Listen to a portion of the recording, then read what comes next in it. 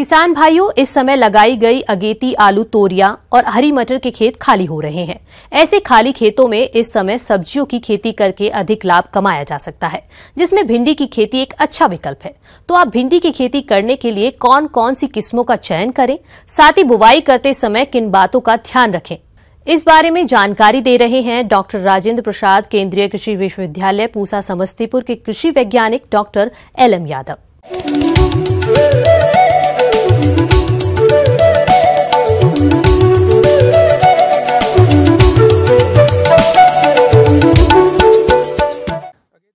देखिए, भिंडी एक ऐसी फसल है जो हमारा गर्मी में भी होती है, बरसात में भी होती है और बहुत ही उत्तर भारत की बहुत ही पॉपुलर ये सब्जी है। और अभी जब रात का तापमान लगभग 15 और 20 के आसपास आ जाता है, तब इसको रोपने से बीज का अंकुरण होता है। अमूमन किसान क्या है, वो अब लग जाते हैं कि बीज को भिगो के जमा के लगा देना है, लेकिन उसका एक हर फसल का एक जलवायु जो है ज़रूरत होती है। अगर वो जब आएगा तभी उसमें जर्मिनेशन होगा। तो अभी जो है इसकी जो उन्नत किस्में हैं हमारी काशी हरित करके और काशी नंदिनी अर्का ग्रुप की किस्में हैं जो हमारे HR बंगलौर से निकली हुई हैं। हरभजन वगैरह है, ये किस्में हैं जो किसान भाइयों को जिनका आसानी से बीज मिल सकता है उनको अभी से ही बीज की व्यवस्था करना चाहिए। हमारे बिहार में जो है कई जो भारत सरकार का राष्ट्रीय बीज निगम है वहाँ से लेना चाहिए, और विश्वविद्यालय जो 2 कृषि विश्वविद्यालय हैं वहाँ भी वो अप्रोच कर लें, अगर मिल जाता है तो उन किस्मों को लगाएं। अमूमन वही किस्म राष्ट्रीय बीज निगम यहाँ बेचता है जो बिहार के लिए हमारी उपयुक्त हैं। तो उस हिसाब से चयन करें और लगभग 18 से 20 kg बीज 1 हेक्टेयर फसल लगाने के लिए लगता है। गर्मी की फसल है तो बीज को 24 घंटे भिगोने के बाद उसको छाया में सुखा लें और फिर उसमें बीज का उपचार कर लें। उसमें आपको जीरम है, थीरम है, कैप्टॉफ है या बेबिस्टीन है, ये करीब 1.5 से 2 ग्राम दवा 1 लीटर 1 kg बीज के हिसाब से उपचारित करते हैं। किसान भाइयों, फसल से अच्छा उत्पादन लेने के लिए आपको सबसे पहले भूमि चयन एवं इसकी तैयारियों पर विशेष ध्यान देने की जरूरत है। इसके लिए दोमट मिट्टी अच्छी रहती है।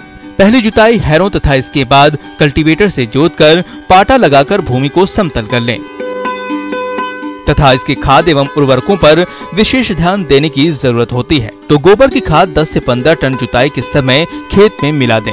इसके बाद यूरिया 200 किलोग्राम, DAP 150 किलोग्राम एवं पोटाश 60 किलोग्राम प्रति हेक्टेयर की दर से प्रयोग करें। गोबर की खाद जितनी होगी उसमें पौधे में उतना न्यूट्रिएंट की कमी नहीं लक्षित होगी। तो ये करने के बाद फिर क्यारी में बांट लीजिए। अमूमन क्यारी की जो साइज रखते हैं वो ज़मीन अगर आपकी समतल है तो बड़ी भी साइज आप रख सकते हैं। लगाने की दूरी जो गर्मी में रखते हैं वो 2 कतार से कतार करीब 30 से 45 सेंटीमीटर। ये दूरी थोड़ा डिफर करती है मिट्टी की उर्वरा शक्ति के ऊपर। और आपस में 2 पौधों के बीच की जो दूरी एक कतार में होगी उसको भी 30 सेंटीमीटर रखना चाहिए।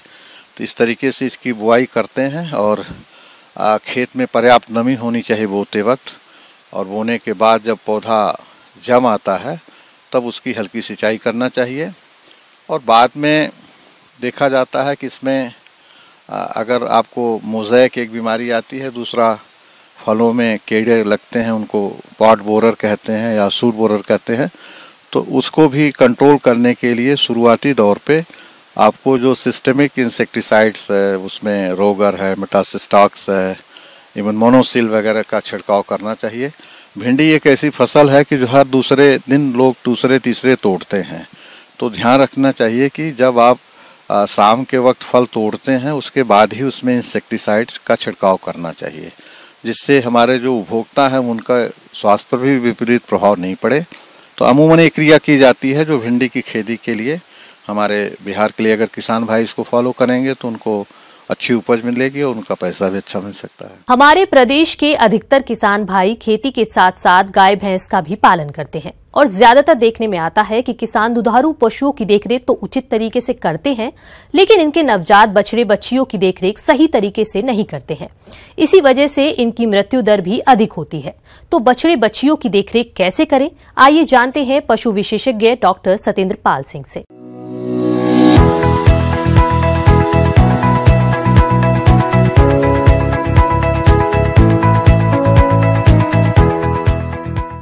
जैसा कि आप सभी किसान भाई जानते हैं, इस समय सर्दी का मौसम चल रहा है और हमारे राज्य में इस समय कड़ाके की सर्दी पड़ रही है। कड़ाके की सर्दी का मौसम खासकर हमारे जो दुधारू गाय भैंस हैं और इनके जो पैदा होने वाले बच्चे हैं, इस समय 15 दिन पैदा हुए हैं या 1 महीना हो गया या 2 महीने के हैं, इनका बड़ा इस समय जो है ध्यान देने की जरूरत है। इसलिए जो नवजात बच्चे हैं, इन्हें सर्दी के प्रकोप से बचाने के लिए उनका आवास प्रबंधन बहुत बेहतर होना चाहिए। आवास प्रबंधन में सबसे पहली जरूरी है जो उनके बांधने का स्थान है वो साफ स्वच्छ सूखा हो। बाड़ा ऐसी जगह पर हो जहाँ पर नमी न हो, गीला नहीं रहना चाहिए। बाड़ा अगर गीला है तो बच्चे को ठंड का प्रकोप बहुत जल्दी होगा। बाड़ा साफ स्वच्छ सूखा होना चाहिए। इसकी नियमित तौर पर हमें सफाई कर रखें। सफाई करने के साथ साथ उसमें फिनाइल या चूने के घोल का भी छिड़काव करते रहें, जिससे जो बाड़े की जो बैक्टीरिया है उनका नाश हो सके, वो खत्म हो सके और बाड़ा जो है हमारा जो बड़ी प्रकार से सुरक्षित हो जाए। दूसरी चीज हमारी जो पशुशाला है, पशुओं को खिलाने का जो बाड़े के अंदर जो नाद हैं या परात हैं, उनको भी साफ स्वच्छ सूखा रखें। नियमित तौर पर उनकी सफाई करें। जो नादें हैं उनकी दोनों टाइम आप सफाई करें। दूसरी चीज जो बाड़े की हमारे जो खिड़कियां हैं या दरवाजे हैं या खुला बाड़ा है, तो सर्दियों के मौसम में कोशिश करें तो बाड़ा खुला है, पहले तो छत अच्छी ऊपर होनी चाहिए। छत पर नहीं है या छप्पर पड़ रहा है तो छप्पर या टीन शेड है तो टीन शेड के ऊपर भी आप जो है घास फूस या बाजरे की करवी या धान का पुआल आप डाल सकते हैं। इससे क्या है, उसमें पर्याप्त मात्रा में गर्मी बनी रहती है। साथ ही साथ पशुशाला के जो खुले खिड़की दरवाजे हैं उनको हम घास फूस की टटिया बनाकर या आपके जो है धान की पुआल की टटिया बनाकर या टाट के बोरों की आपको जो पर्दे बनाकर उन्हें उस पर ढक दें। रात के समय पर विशेष रूप से इन बाड़ों को हम पूरी तरह से एयर टाइट कर दें, तभी उसमें अंदर बच्चे बांधें। साथ ही साथ हम ये ध्यान रखें कि जो पशुशाला है उस पशुशाला को दिन के समय जब धूप निकलती है तो उसके समय इन टाट की टटियों को और जो बोरों के जो पर्दे हैं इनको हम हटा सकते हैं। इनको हटाने से एक फायदा ये होगा, एक तो हवा का आवागमन उसमें होगा और धूप जब अंदर जाएगी तो निश्चित रूप से उसके अंदर जो है उष्मा का प्रसार होगा और जो गंदगी है, गीला है, वो उससे सूखेगा। साथ ही साथ बाड़े में जब बांधने जा रहे हैं तो उसको टाट के बोरों की टटिया या किसी कपड़े की टटिया बना के उसको आप बांध सकते हैं, उसके शरीर पर लपेट सकते हैं, जिससे उसका ठंड का बचाव होता रहे। साथ ही साथ हल्का सा खुरैरा भी करते रहें। दूसरे दिन तीसरे दिन पशुओं के शरीर पर हाथ फिरा के या कोई हल्का सा सॉफ्ट ब्रश लेके, और खुरैरा भी आता है, खुरैरा करते रहेंगे तो उसमें भी खून का संचार बढ़िया होगा और पशु हमारा जो बच्चा हमारा स्वस्थ रहेगा। व्यायाम थोड़ा दौड़ने दें, घूमने दें तो व्यायाम भी उसके शरीर का होगा, तो बच्चा जो है सर्दियों में अपने आप को बचा लेगा। किसान भाइयों, गाय और भैंसों के नवजात बछड़े बछड़ियों का शारीरिक विकास अच्छा हो, इसके लिए उनका उचित आहार प्रबंधन कैसे करें, इसकी जानकारी कुछ इस प्रकार से है। आहार प्रबंधन भी बहुत जरूरी है। जो बच्चे दूध पीते हैं उन्हें माँ का दूध जरूरी है। गाय भैंस के बच्चे जो दुधारू हैं उन्हें दूध निकालते समय या दूध निकालने के बाद उन्हें समुचित मात्रा में उनकी आवश्यकता के अनुरूप गाय भैंस का उसकी माँ का दूध जरूर पिलाएं। साथ ही साथ जब बच्चा चारा दाना खाने लगता है, जब 1 महीने से ऊपर का बच्चा हो जाता है तो उसका रूमन विकसित हो जाता है। रूमन विकसित होने के बाद वो जो है धीरे धीरे उसको हल्के चारे दाने पर हम लाते हैं। इसके अलावा दाना भी मिश्रण भी दे सकते हैं और दाना मिश्रण में जब हमारे खाने लगते हैं 3 माह से बड़े ऊपर के हैं, इनको संतुलित आहार जरूर। साथ ही साथ एक विशेष रूप से इस समय ध्यान रखने की वाली बात है, नियमित तौर पर दोनों टाइम 3 टाइम जब पानी पिला रहे हैं तो आप जो है ताजी पानी निकाल कर, हैंड पंप का है या समरसेबल पंप का है या जो भी आप पानी निकाल लें, ताजी गरम स्वच्छ पानी उसको निकाल के पिलाएंगे तो उससे उसका जो है पानी फायदा भी करेगा, बढ़िया रहेगा। इन छोटी छोटी बातों को यदि हम ध्यान में रखेंगे तो अपने जो बच्चे हैं, गाय भैंस के जो बछड़े हैं, बछिया हैं, पड़रा हैं, पड़िया हैं, इनका बचाव हम ठंड के मौसम में भी बेहतर तरीके से कर सकते हैं। अपना राज्य झारखंड वन संपदा से भरा पड़ा है और प्रदेश के किसान खेती के साथ साथ इनमें तसर रेशम कीट का पालन करते हैं। वर्तमान में जो किसान रेशम कीट पालन कर रहे हैं उन्हें इससे अच्छा रेशा प्राप्त हो रहा है। इसके लिए किसान कौन कौन सी कार्यों को करें, इस बारे में जानकारी दे रहे हैं केंद्रीय तसर रेशम कीट अनुसंधान एवं प्रशिक्षण संस्थान जिला रांची के वैज्ञानिक डॉक्टर जेपी पांडे।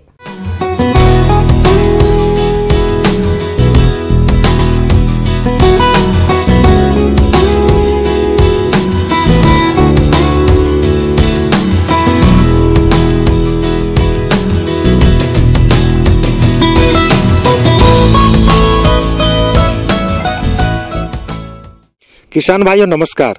जैसा कि आप जानते हैं कि अर्जुन, आसन और साल की पत्तियों को खा करके तसर का कीट रेशम बनाने का काम करता है। तसर रेशम कीट पालन कम समय में अधिक लाभ देने वाला व्यवसाय है, जिसमें लागत भी कम लगती है, लेकिन इससे अच्छी आय प्राप्त हो, इसके लिए रेशम कीट पालन से पहले कुछ विशेष बातों पर ध्यान देना चाहिए, जो कि इस प्रकार से है। इस समय पे जो तसर कीट जो पौधे पे जिस पौधे पे खाता है, जिसमें विशेषकर अर्जुन, आसन, साल है, उनके प्रक्षेत्र की तैयारी का कार्य चल रहा है। किसान भाइयों, जब हम प्रक्षेत्र की तैयारी करते हैं, उसमें सबसे पहली बात होती है कि जो प्रक्षेत्र में हमारे घास होती हैं, दूसरी वनस्पतियां होती हैं, उनको हम नष्ट करते हैं। खेत में जुताई गुड़ाई का कार्य करते हैं। आप अगर प्रक्षेत्र की तैयारी करते हैं, प्रक्षेत्र की तैयारी में आपको क्या करना है कि आप जहाँ पे कीट पालन करते हैं वहाँ पे लगभग 1 फीट ऊंची मेड़ आप बना दें, क्योंकि अगर चारों तरफ 1 फीट आप ऊंची मेड़ बना देते हैं तो उससे हमको बरसात के दिनों में जो बरसात होगी उसके पानी का संरक्षण होगा, दूसरा मृदा का क्षरण नहीं होगा और वो पानी हमारे खेतों में इकट्ठा होगा। साथ ही जो रेयरिंग किया हुआ जो हमारा प्रक्षेत्र होता है, उसमें हम अगर साफ सफाई का ध्यान रखते हैं तो हमको अगले क्रॉप में जो अगली फसल होगी उसमें अधिक से अधिक हमको लाभ होगा और कोकून का उत्पादन होगा। किसान भाइयों, जैसा कि हम जानते हैं कि पौधे अगर अच्छे रहेंगे तो पौधे की पत्तियां अगर अच्छी रहेंगी तो हमको गुणवत्तापूर्वक पत्तियों को खा करके हमारा तसर कीट ज्यादा अच्छे कोसे बनाएगा। तसर रेशम कीट का पालन व्यवसाय से जो किसान जुड़े हैं, वो इस समय कीट के पालन के लिए अर्जुन के वृक्षों की कटाई छटाई में जुटे होंगे, लेकिन अक्सर किसान कटाई छटाई के दौरान कुछ खामियां कर जाते हैं, जिससे वृक्ष की शाखाएं सूखने लगती हैं। इसलिए कटाई छटाई के दौरान कौन कौन सी सावधानियां बरतें, आइए जानते हैं। अगर हम पौधों की टहनियां हैं, अगर अनावश्यक जो पौधों की टहनियां हैं, उनका कटाई छटाई का काम जो कि प्रायः मार्च अप्रैल के महीने में तैयार होता है, उसके लिए भी हम अपनी तैयारी कर लें और ऊपर से उसकी कटाई छटाई का कार्य भी हम कर लें। जनवरी फरवरी के महीने में जो मुख्य गतिविधियां हैं उसमें हम पौधों के मेंटेनेंस का काम करते हैं, जिसमें कि पहले अगर जिस प्रक्षेत्र में हम रेयरिंग किए हैं उसमें ब्लीचिंग पाउडर और चूना मिक्स करके उसमें उसका छिड़काव कर दें, तो क्या है कि अगर कोई रोग है उस क्षेत्र में तो वह खत्म हो जाएगा। दूसरी एक महत्वपूर्ण गतिविधि है, जैसे हमारे प्रक्षेत्र के लिए जो पौधों में सबसे ज्यादा जो प्रकोप झारखंड की सॉइल के अनुसार है, यहाँ पे प्रकोप होता है दीमक का। दीमक के प्रकोप से हमारे पौधे कमजोर हो जाते हैं। तो दीमक के प्रकोप से बचाने के लिए हम क्या करते हैं कि हम लगभग जमीन से लगभग 3 फीट की ऊंचाई तक हम उसमें मोबिल ऑयल, जले हुए मोबिल ऑयल का हम लेप लगा देते हैं। उससे बहुत हद तक हमको दीमक के प्रकोप से लाभ हो जाता है और प्रकोप कम हो जाता है। दूसरा है कि हम अगर पौधे के आसपास अगर हम खुदाई का काम कर देते हैं, उसकी जमीन को अगर हम उर्वरा बनाने के लिए अगर हम उस खुदाई का काम करते हैं, तो क्या होगा कि हमारे पौधे का विकास जो है अधिक होगा और प्रक्षेत्र स्तर पे हमारे यहाँ जो खाद्य पौधे की जो पत्तियां हैं, उससे वेस्ट प्रोडक्ट हैं, उनको इकट्ठा करके उससे वर्मी कंपोस्ट बनाएं और 5 किलो प्रति पौधे की दर से हम उसका प्रक्षेत्र में हम उपयोग करें। इससे क्या होगा कि हमको ऑर्गेनिक तरीके से ही हमारे पौधे की ग्रोथ अच्छा होगा और प्रति पौधे की दर से जो पत्तियों का उत्पादन होगा अधिक होगा, तो हम ज्यादा से ज्यादा डीएफएल की रेयरिंग कर सकते हैं। जो किसान भाई हमारे संस्थान में आकर के इस तरह की गतिविधियां देखना चाहते हैं, कैसे करना है इसका प्रशिक्षण लेना चाहते हैं, उनका स्वागत है हमारे संस्थान में। उनको हमारा संस्थान पूरी जानकारी बिल्कुल फ्री ऑफ कास्ट यहाँ प्रदान करने के लिए तत्पर होगा। आपका हमारे संस्थान में स्वागत है।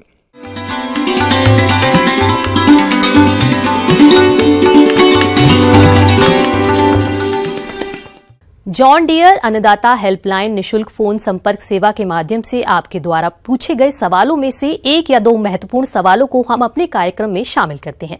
इसी के तहत आज का चयनित सवाल और उसका जवाब इस प्रकार है।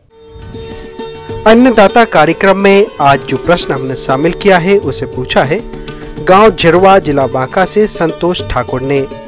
आप जाड़े के मौसम में बकरियों की देखरेख पर जानकारी चाहते हैं, तो संतोष जी आपकी जानकारी के लिए प्रस्तुत है कार्यक्रम का यह अंश। भाइयों, जाड़े की मौसम शुरुआत हो गई है। खास करके बकरी पालन व्यवसाय में जाड़े के मौसम में तरह तरह की बीमारियां की होने की संभावना ज्यादा रहती है। किसान भाई, ये सबसे बड़ी बात है कि ये जाड़े के मौसम में बकरियां को मुख्य रूप से जो बीमारी होती है उसके बारे में मैं चर्चा कर रहा हूँ। उसमें सबसे मुख्य बीमारी है निमोनिया है। निमोनिया जाड़े के मौसम में चाहे बच्चे हो या आदमी हो या पशु को, खास करके छोटे पशुओं को जिसमें बकरी और भेड़ है, तो बकरियां में निमोनिया खास करके मेमना में बहुत होने का चांस रहता है, क्योंकि जाड़े से परहेज किसान भाई नहीं करते हैं, जिसके कारण निमोनिया हो जाता है। किसान भाइयों, ठंड के मौसम में सबसे ज्यादा बकरी के बच्चे प्रभावित होते हैं, इसलिए इनकी देखरेख पर विशेष ध्यान दें। साथ ही बकरियों को भी ठंड से बचाने के लिए बताए जा रहे उपायों को अपनाएं, जो कि इस प्रकार है। तो इसका सबसे पहले मैं सावधानी की किसान भाई दोपहर में जैसे धूप उगे तब अपने उससे आवाज से बाहर निकालना चाहिए। उसके बाद बकरी के शरीर पे कम से कम जूट का बोरा बांध देना चाहिए ताकि वो गर्म रहे। जाड़े के दिन में बॉडी के टेम्परेचर को मेंटेन करने के लिए, बैलेंस रखने के लिए राशन थोड़ा बढ़ाना होता है, मतलब भोजन बढ़ाना होता है।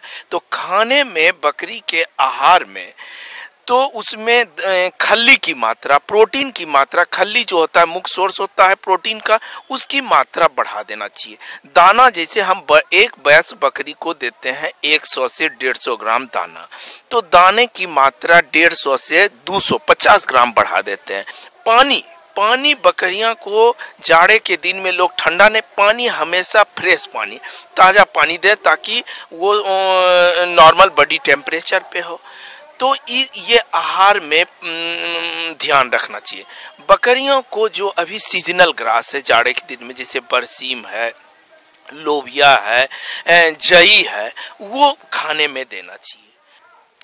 अगर निमोनिया हो जाती है किसान भाई बकरी को, तो किसी निकटतम पशु चिकित्सक की सलाह से इनरोफ्लॉक्सासिन नामक की दवाई, ग्रुप की दवाई चलाना चाहिए और उसको ठंड से बचाना चाहिए। दूसरी बीमारी है खास करके डायरिया। जाड़े के दिन में बकरियों में डायरिया की भी बहुत समस्या होती है। एक ठंड के भी कारण डायरिया हो सकती है और एक अनयूजुअल, मतलब अगर खाने पीने में ध्यान नहीं, तो ठंड के कारण अगर डायरिया हो गई पशु को, बकरियों को खास करके, तो प्रत्येक बकरी को सल्फोनामाइड और ट्राइमिथोप्रिम का आधा बोलस मतलब 2 से 3 दिन देना चाहिए और साथ में विटामिन बी कॉम्प्लेक्स देना चाहिए। अगर ये बीमारी हो जाए तो तुरंत उस बीमार ग्रस्त पशु को स्वस्थ पशु से अलग करके निकटतम पशु चिकित्सक की सलाह से उसका उपचार करना चाहिए। तो ये 3 बीमारी जो है बकरियों में खास कर जाड़े दिन में मुख्य रूप से होती है। इसके अलावा बकरियों को हरी घास के साथ प्रोटीन युक्त दाना मिश्रण भी खिलाएं और बकरियों के नवजात बच्चों को खीस अवश्य पिलाएं। इससे उनमें रोगों से लड़ने की क्षमता बढ़ती है। इसके बावजूद भी अगर बकरियां किसी बीमारी की चपेट में आ जाएं, तो उन्हें योग्य पशु चिकित्सक को अवश्य दिखाएं।